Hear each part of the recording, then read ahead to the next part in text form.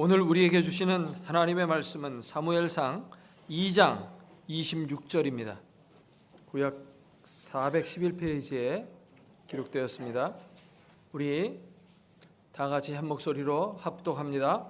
아이 사무엘이 점점 자라매 여호와 사람들에게 은총을 더욱 받더라. 아멘.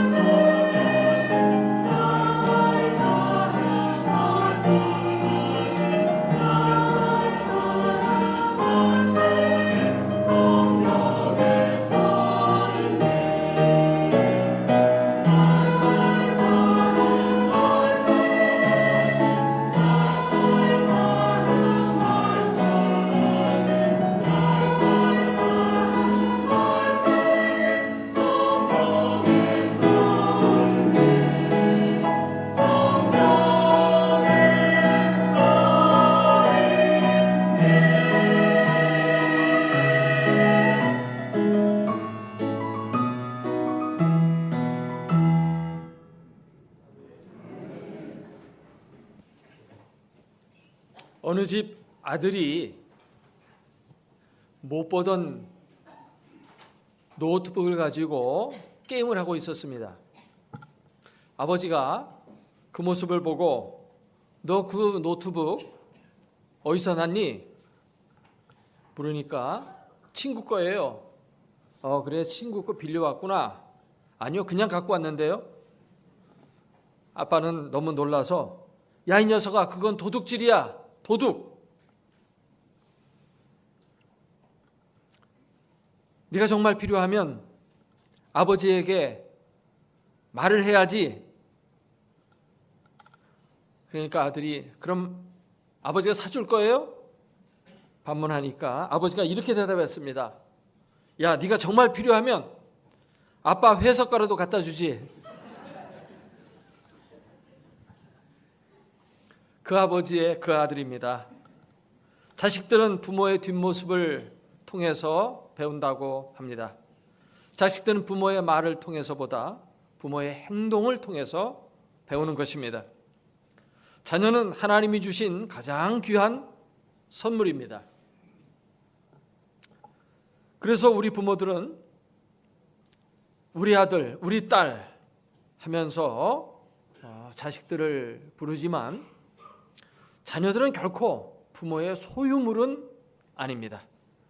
여러 면에서 우리의 자녀들은 타인입니다. 위대한 영성가인 헨리 나우에는 말하기를 우리의 자녀들은 부모의 가장 귀한 손님들이다라고 말했습니다. 자녀들은 그들을 위해서 마련된 공간으로 잠시 들어왔다가 때가 되면 자기들만의 공간으로 떠나버리게 됩니다. 그들이 잠시 머무는 그 기간 동안 우리 자녀들은 귀한 손님이기 때문에 사랑과 정성으로 잘 대접을 해야 합니다. 그렇지만 그들은 결코 우리의 소유물이 아니기 때문에 내 뜻과 내 마음대로 자녀들을 좌지우지해서는 안 되는 것이죠. 많은 부모들이 자신의 어떤 꿈과 자신의 어떤 비전을 자녀들에게 덮어 씌워가지고 그들도 그렇게 되기를 바라요. 근데 그것은 잘못된 것입니다. 자녀는 결코 부모의 뜻을 이루어드리기 위해서 이 땅에 존재한 자가 아니고 부모의 어떤 야망과 꿈을 성취하기 위한 수단이 아니에요. 그들 나름대로의 삶의 목적이 있고 비전이 있고 꿈이 있습니다. 그것은 하나님이 그들에게 각각 부여하신 것들이죠. 그래서 자녀들을 키울 때 자녀들을 향한 하나님의 뜻이 무엇인지를 분별하고 저들의 장점과 단점을 잘 파악하면서 그들로 하여금 온전한 그리스도인이 되고 예수 그리스도를 닮아서 멋지게 그들 나름대로 하나님이 뜻하신 바에 인생을 살아갈 수 있도록 돕는 일이 필요한 것입니다. 하나님의 백성으로서 우리 부모들은 어떻게 해야 좋은 부모가 될 수가 있을까요? 오늘 우리는 이스라엘 역사상 몇 손가락 안에 꼽히는 위대한 인물 사무엘의 성장 과정을 읽었습니다. 다시 한번 26절을 읽어보도록 하겠습니다. 아이 사무엘이 점점 자라매 여호와와 사람들에게 은총을 더욱 받더라. 아멘. 사무엘은 이스라엘 사사시대의 마지막 사사였고 동시에 왕정시대를 그래서 왕을 기름 부어 세운 그러한 킹메이커로서 삶을 살았습니다. 학자들은 대개 사사시대를 가리켜서 이스라엘의 영적인 암흑기였다라고 말합니다. 근데 왕정시대는 별 볼 일 없고 참 악한 왕들도 많이 있었지만 다윗과 같은 위대한 왕이 나와서 고대 근동 지역에 이스라엘을 강력한 왕국으로 발전시킨 그런 인물들이 있었다는 측면에서 그리고 종교적으로 사사시대는 매우 타락했지만 왕정시대는 그나마도 선한 왕이 있을 때는 나라가 좀 종교적으로도 깨끗한 그런 시대였어요. 그런 의미에서 사사시대를 왕정시대로 바꿨다는 이런 사실은 이스라엘의 암흑시대를 빛의 시대로 바꾸었다라고 말해도 과언이 아닌 그러한 위대한 삶을 이 사무엘은 살았던 것입니다. 어떻게 이 사무엘이 이렇게 정말 멋진 인생, 탁월한 삶 살 수가 있었을까요? 오늘 본문을 보면 그 비결을 알려주는 한 중요한 단어가 나오고 있습니다. 그것은 바로 은총이라는 단어입니다. 사무엘은 하나님과 사람으로부터 은총을 크게 받았다 이렇게 말합니다. 사무엘상 3장 19절에도 보면 사무엘이 자라매 여호와께서 그와 함께 계셔서 그의 말이 하나도 땅에 떨어지지 않게 하셨다고 했습니다. 여러분, 말이 하나도 땅에 떨어지지 않고 그 지도자로서 역할을 감당했다면 얼마나 역사에 큰 업적을 남긴 인물이 되었겠어요. 요즘 문 대통령이 아주 고전을 하고 있는데 만일 문 대통령이 하는 말이 하나도 땅에 떨어지지 않는다. 생각해 보세요. 어떤 일이 우리나라에 이루어지겠습니까? 북한의 핵 문제가 해결이 되고 또 유라시아를 향해서 뻗어나가는 철도가 북한을 관통해서 세계로 뻗어나갈 수 있게 되었으면 좋겠다고 한 이 말이 그대로 하나도 땅에 떨어지지 않고 이루어지면 우리나라는 멋진 나라가 될 겁니다. 아멘? 근데 사무엘이 그런 나라를 만들었어요. 얼마나 그가 그 사회에 영향을 미쳤는지는 이 말 한마디에 다 들어있는 겁니다.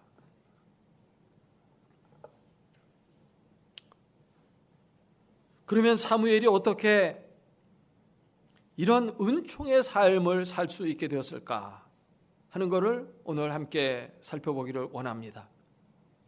그가 은총의 사람이 될 수 있었던 비결은 그의 출생으로 거슬러 올라가서 살펴볼 수가 있습니다.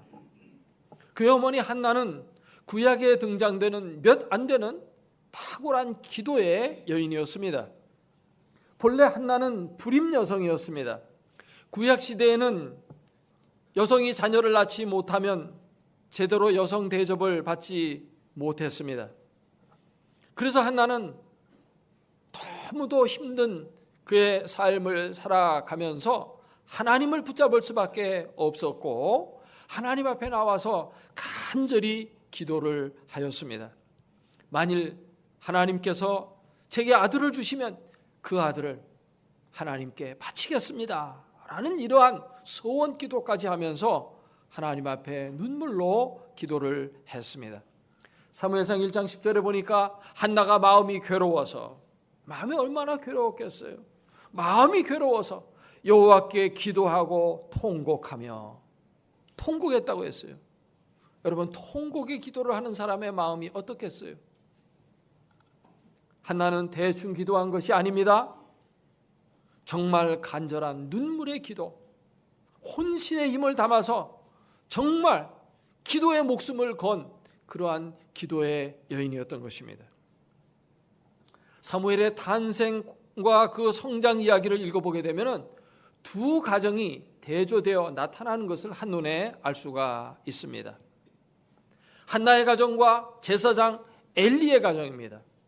한나의 가정은 자녀 교육에 성공한 가정이고 엘리 제사장의 가정은 자녀 교육에 실패한 가정입니다. 한나의 아들 사무엘은 역사를 빛내는 위대한 인물이 되었고 엘리의 아들들은 사람들을 죄악 가운데로 이끌었고 마침내 하나님의 저주를 받아서 요절하고 말았습니다. 이들의 성공과 실패의 배후에는 부모의 성공과 실패가 있습니다. 자녀는 부모가 만드는 것입니다. 부모가 자녀를 출산하는 것까지만 만드는 게 아니에요. 그가 훌륭한 인물이 되기까지 그의 인격을 형성시키고 그를 잘 가르치고 그의 삶을 바르게 세워주는 것까지도 부모가 만드는 거예요. 한나는 기도의 여인으로 본문에 등장되고 있습니다. 반면에 엘리는 의자에 앉아있는 자로 등장이 되고 있습니다. 사무엘상 1장 9절에 보니까 한나가 기도하고 있는 그때 제사장 엘리는 여호와의 문설주 곁 의자에 앉아 있었더라라고 기록이 되어 있습니다. 우리는 보통 생각할 때 엘리가 제사장으로 있을 때 한나는 그 성전에서 간절히 기도했다 이렇게 보통 나오는데 이 성경을 읽어보면 저자가 의도적으로 한나가 기도할 바로 그때 엘리는 그 성전의 의자에 앉아 있었다라고 기록하고 있어요. 이거 문학적인 기법이 여기에 등장되고 있는 거예요. 이런 걸 가리켜서 복선을 깐다 그러는 겁니다. 이 엘리의 실패는 의자와 밀접한 연관이 있습니다. 의자라는 것이 무엇입니까? 의자라는 것은 요즘에는 의자 앉아서 공부도 하고 의자 앉아서 사무도 보기 때문에 의자가 일하는 자리라는 그런 의미를 갖고 있을 수 있지만 옛날에는 그렇지 않았습니다. 그때는 사무행정을 보는 그런 직업이 없었고 전부가 농사 짓거나 양떼를 돌보거나 물고기 잡아서 먹고 사는 그런 시대예요. 그렇기 때문에 의자에 앉아 있었다는 것은 뭐냐 하면 그 당시에 고위 관리들, 그들은 의자에 앉아 있었어요.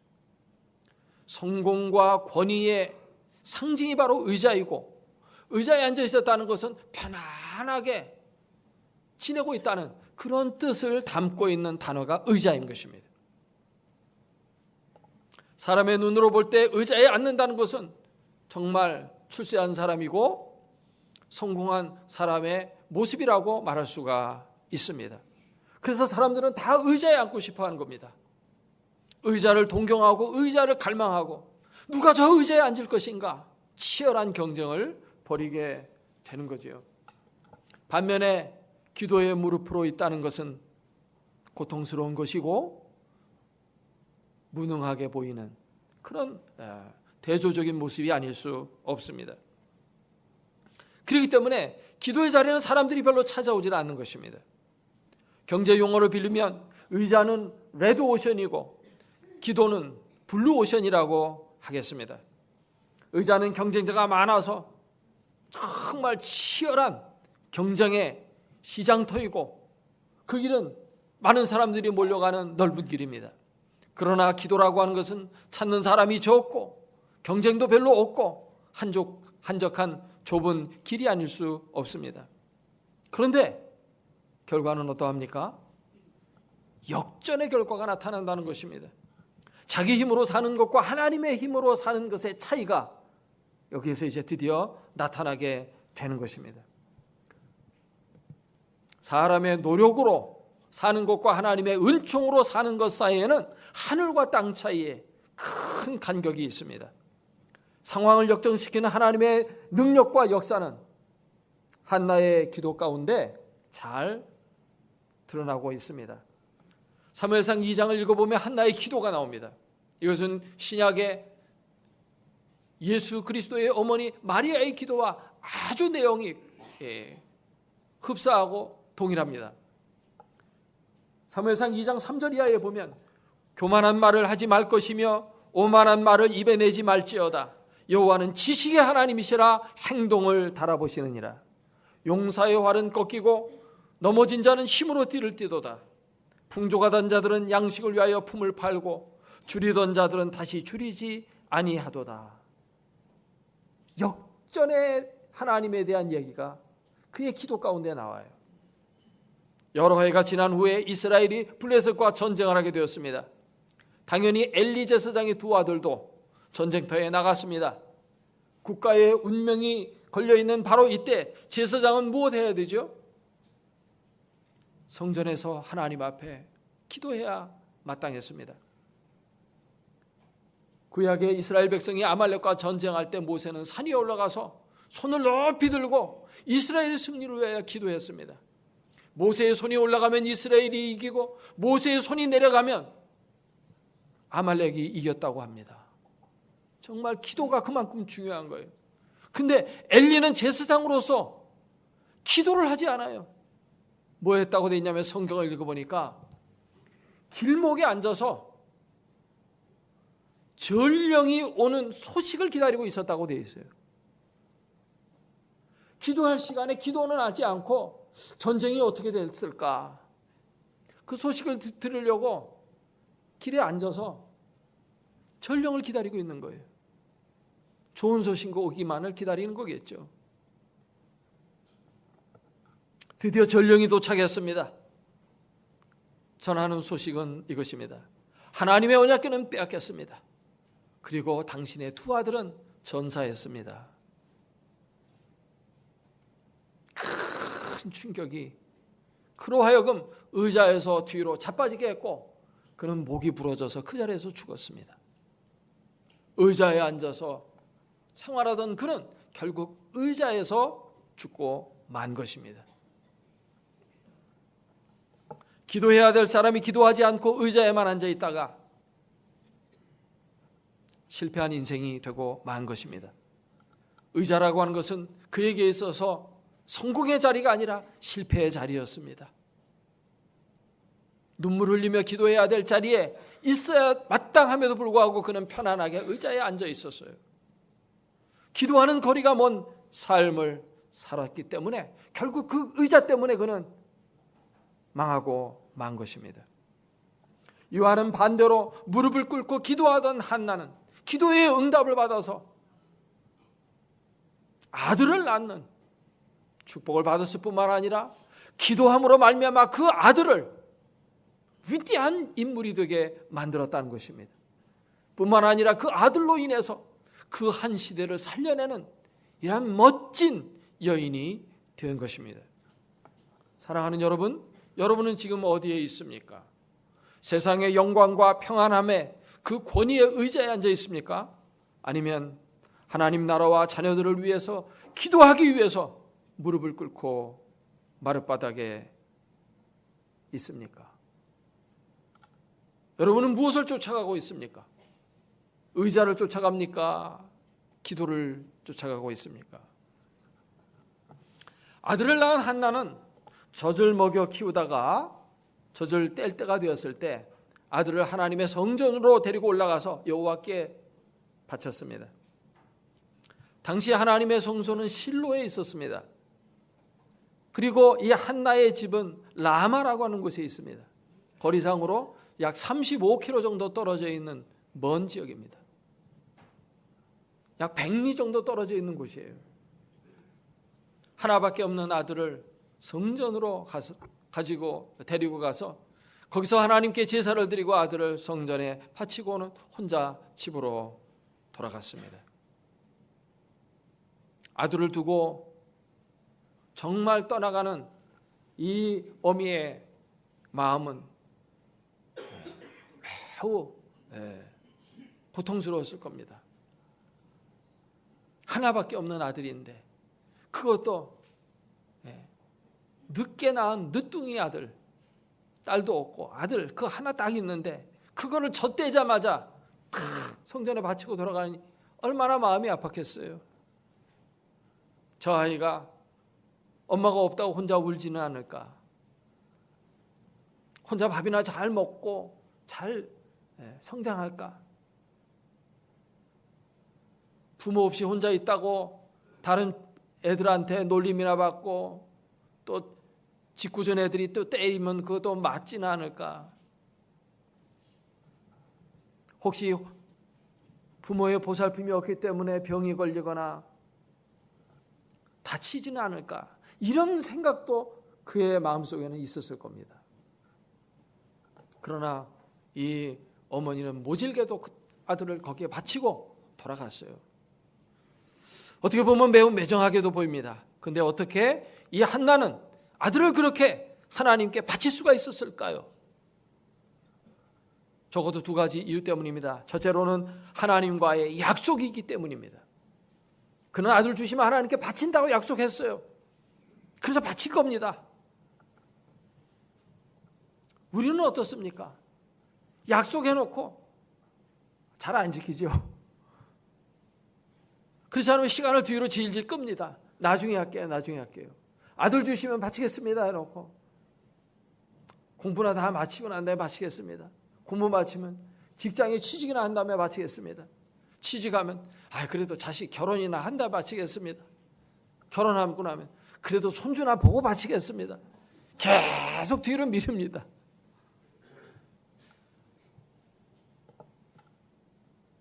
한나는 젖을 떼자마자 바로 딱 바쳐버렸습니다. 어떻게 그렇게 바칠 수 있었을까요? 하나님께서는 약속일 뿐만 아니라 하나님을 신뢰했기 때문입니다. 할렐루야. 본래 한나는 불임 여성이에요. 근데 하나님이 태를 열어주었어요. 그래서 아들을 하나님의 능력으로 낳게 된 겁니다. 그렇기 때문에 한나는 하나님이 어떤 분인지를 알았어요. 하나님은 능력 있는 분이다. 내가 자식을 내 수중에 놓고 내가 키우는 것보다 하나님께 약속한 대로 바치면 하나님이 알아서 책임지시고 하나님이 보호하시고 하나님이 잘 성장시켜 주실 것이고 하나님이 귀한 인물로 만들어 주실 것이라는 것을 믿었기 때문에 바칠 수가 있었다는 것입니다.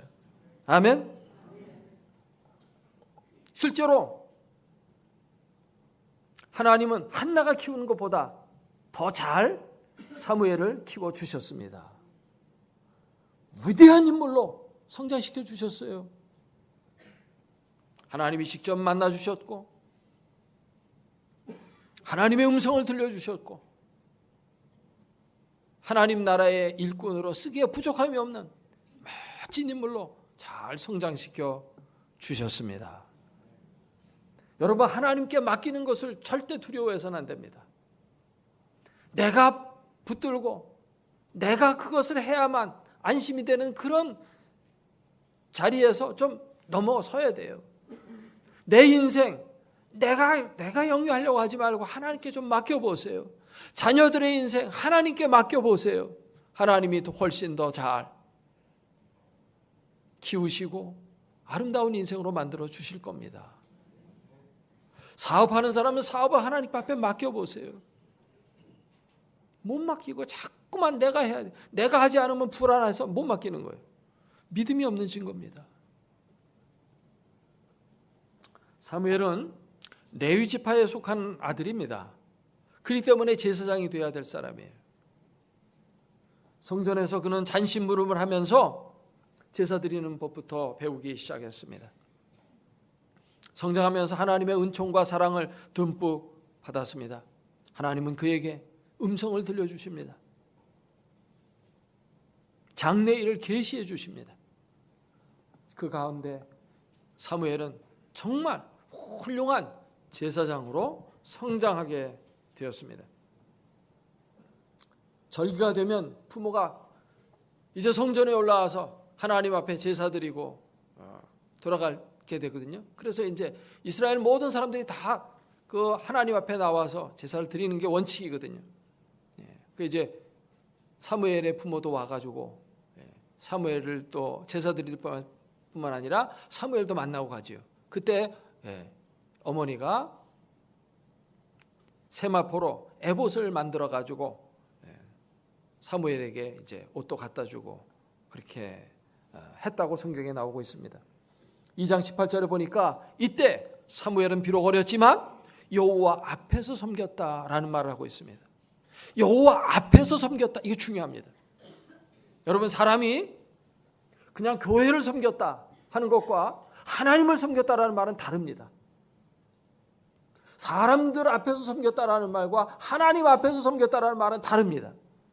하나님이 살아계시고 그 살아계신 하나님을 알고 그 하나님과의 만남 속에서 그 하나님을 섬겼다는 뜻인 줄로 믿습니다. 이게 중요한 거예요. 자녀들이 교회 다닌다라는 말하고 하나님을 믿는다는 말은 다릅니다. 어떤 자녀들은 교회 잘 다닙니다. 근데 벌써 이제 머리가 굵어지고 그러면 교회 안 가요. 부모 말 안 듣습니다. 교회는 다녔지만 하나님을 예배한 것은 아니었던 것이죠. 사무엘은 이렇게 하나님과의 만남 속에서 성장하고 하나님을 예배했지만 이와는 반대로 엘리 제사장의 아들들은 여호와를 알지 못했다고 기록하고 있습니다. 2장 12절 말씀해 보니까 엘리의 아들들은 행실이 나빠 여호와를 알지 못하더라. 이렇게 되어 있습니다. 행실이 나빠서 하나님을 알지 못했다. 이 말이 성경 원문을 보면 접속사가 없이 두 문장이 붙어 있어요. 동전의 앞뒤와 같이 이렇게 딱 붙어 있어요. 그러니까 앞과 뒤가 같다는 얘기예요. 그러므로 이걸 거꾸로 읽어도 되는 거예요. 그들은 행실이 나빠서 여호와를 알지 못하기도 했지만 여호와를 알지 못했기 때문에 행실이 나빴다도 되는 거예요.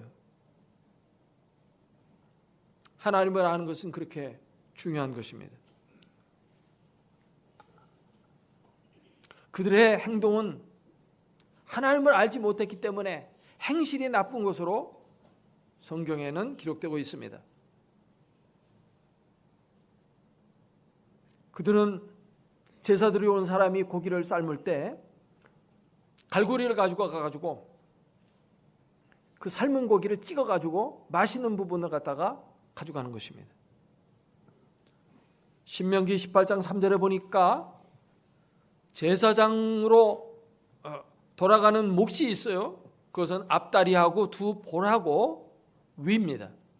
그건 제사장 몫으로 가는 거예요. 그런데 그걸 무시하고 갈고리를 가지고 가가지고 제일 맛있게 생긴 국 찍어가지고 가져가는 겁니다. 이건 율법을 무시하는 거예요. 삶은 고기만 먹으니까 생고기가 먹고 싶은 겁니다. 불에다가 불쇼를 해가지고 불맛을 탁 보는 그 고기 먹고 싶은 거예요. 그러니까 하나님 앞에 와서 제사를 드릴 때 먼저 하나님 앞에 제사 드리고 난 다음에 그걸 먹어야 되는데 제사 드리기 전에 날고기 달라는 것입니다. 가져가는 거예요. 제사자가 이거 먼저 제사 드리고 나서 그 다음에 드릴게요. 아니야. 날고기 먹고 싶어. 먼저 가져갑니다.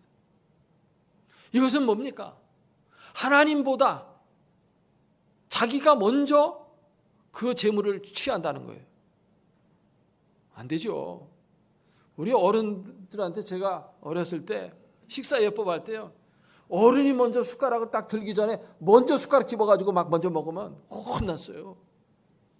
어른이 숟갈도 안 들었는데 네가 먼저 들어? 딱 눈치 보고 있다가 이제 부모님 먼저 탁, 할아버지가 먼저 탁 젓가락을 들면 같이 젓가락 들고 먼저 고기 딱 한 점 집어가지고 그 다음에 이제 가서 고기 먹는 거예요. 순서가 그랬습니다. 제사 드리는 것도 같은 거예요. 하나님께 먼저 드리고 난 다음에 가지라고 돼 있어요. 근데 하나님보다 먼저 가지고 간다는 건 뭐예요? 안 되는 거죠. 버릇없는 짓이죠. 사무엘상 2장 17절에 보면 이 소년들의 죄가 여호와 앞에 심히 크면 그들이 여호와의 제사를 멸시함이었더라. 제사를 멸시했다는 건 하나님을 멸시했다는 거예요. 하나님을 우습게 한 겁니다. 그들은 심지어 회막에서 수종드는 여인들과 음행을 했고 블레셋과 전쟁이 벌어졌을 때 하나님의 임재의 상징인 언약궤를 가지고 나가서 전투에 이용하려고 했습니다. 하나님께서 외적을 이기지 못하고 패하게 했다면 우리 가운데 혹시 하나님을 향해서 범죄한 것이 있는지 돌아보면서 회개했어야 돼요.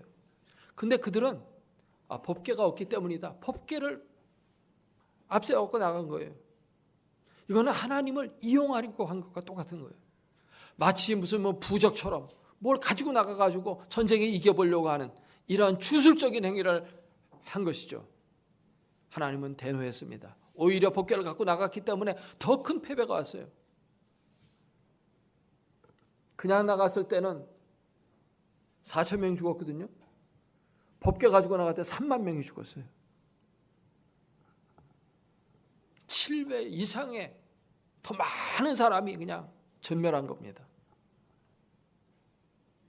하나님은 섬김의 대상인 인격적인 분이시지 이용하는 무인격의 물건이 아닙니다. 하나님은 살아계신 분이시에요. 엘리의 아들들과는 반대로 사무엘은 하나님의 음성을 들었고 하나님 말씀하옵소서 주의 종이 듣겠나이다. 순종의 삶을 살았습니다. 하나님과 깊이 교제하고 하나님과 온전한 만남 속에서 그는 은총의 사람으로 세워졌던 것입니다.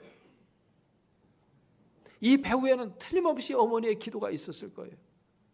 성전에는 1년에 3차례밖에 못 올라올 수 없고 3번밖에 자식을 볼 수 없지만 그는 집에서 하나님 앞에 끊임없이 그 아들이 걱정되어서 기도를 많이 했을 겁니다. 기도를 통해서 그는 은총의 사람이 되었고 그 은총으로 말미암아 위대한 인생이 되었던 것입니다. 사랑하는 성도 여러분, 우리 자녀를 어떻게 키워야 합니까? 대부분의 성도들은 자녀들이 믿음은 조금 없어도 스펙이 좋고 학벌이 좋으면 최고예요. 솔직히 다들 대부분 많은 사람들이 거기에 동의할 거예요. 극소수의 사람만이 믿음이 더 중요하다고 말할 뿐이에요. 정말 중요한 것은 지식과 재능 이런 것들이 아니에요. 그것이 엘리야의 자식들에게는 그게 있었어요. 지식이 있었어요. 재능도 있었어요. 그래서 제사장이 다 됐습니다. 그러나 그들에게는 하나님의 은총이 없었습니다.